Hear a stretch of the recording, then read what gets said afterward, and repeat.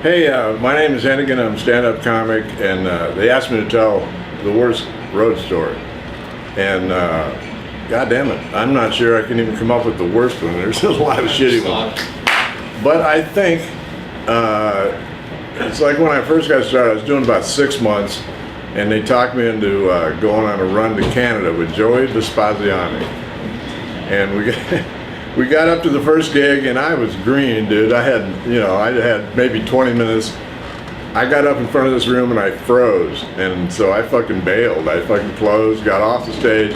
I walked past Joey, and he's just getting his first drink, and he looks at me and says, 12 minutes? I did 12 fucking minutes out of a 30-minute set. I was so humiliated, I thought this is never gonna happen again. So the last show we were at Dawson Creek, British Columbia, way up in the middle of fucking nothing.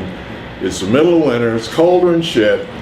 They tried to put us in one bed in an empty motel. That was a bad start right away, you know. And so we get to the gig, and I wrote all my shit on a beer label. So I had something to go on. And I got up there, and the guy said, okay, this woman's having a birthday, she's right up front. She's 85 years old. So I went out and I fucking wished her a happy birthday. She's sitting right in the front, and that cunt heckled me the rest of the show. 85-year-old, and I was just rattled. I did my 20, and the rest of the place, it was a Canadian bar, so I think they were carving ice or maybe a little bear with a fish in the back. It was fucking noisy.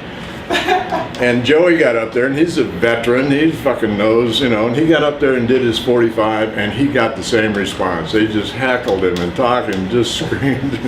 And so he got off stage, and we're sitting in the booth, and the owner comes over, and Joey's looking around, and he says, well, it's almost 10 o'clock, don't we need to, you know, move these people out for the second show?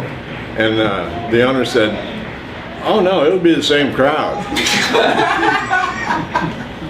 And Joey looked at the owner, and that's when I fell in love with Joey Vespasiani. He looked at the owner and said, there'll be no second show.